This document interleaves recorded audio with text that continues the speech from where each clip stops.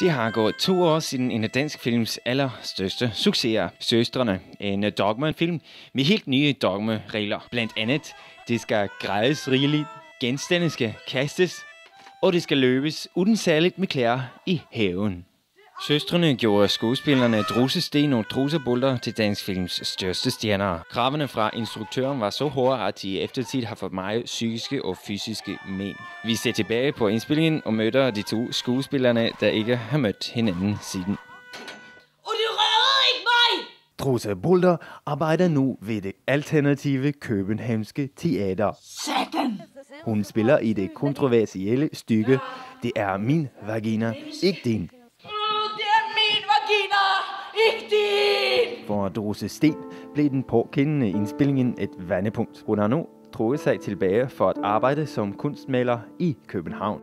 Der var en del ting i den film, som jeg ikke ville have gjort den dag i dag. Kokain, som jeg snortede i filmen, var ægte kokain, for at filmen skulle blive mere realistisk. Hvad er det her for nu? Hvad har du gjort? Det har været et lille problem i eftertid. Altså, jeg husker, Lars var jo imod opvarmning på sættet. Så vi frøs meget. Og mine ægstokker, de får frøs. Så nu kan ikke jeg få bånd. Men det gør ikke noget. For den film blev meget realistisk. Der var en scene, hvor min karakter skal bolle sin egen fatter. Vores instruktør mente, at det var mere realistisk, om han, der spilte min fatter, også var min fatter i virkeligheden. Så nu har jeg ikke så mye kontakt med min egen familie. Altså, man kan da ikke opføre sig som et børn, når man arbejder som skuespiller. Og hun var jo så nervøs, og hun skalv jo. Og de og Lars måtte bare grine.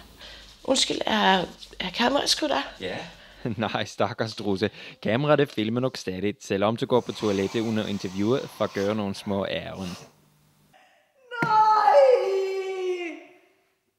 Jo, jeg husker en scene, der jeg skal spille bredt. Og så siger Lars til mig, at Trusse, nu spiller du vred, men du er ikke vred. Og så tager han tak mine skulder og duser mig langt ned i en trafik. Jeg slog kolbøtterne hele og forstod mine begge ben. Og der var jeg altså så satans vred. Og det er dogmefilm. Ja, en kompromisløs instruktør måtte til for at lave en af dansk films største succeser. Og om Trusse ikke længere har sine æggestokker i behold, og livet er blevet meget for krøblet for stakkels Drusse, så bliver der filmen skræmmende realistisk, og der er det vel sagtens værd det. For de gamle er fortsat ældst. Oh baby, I told every little star just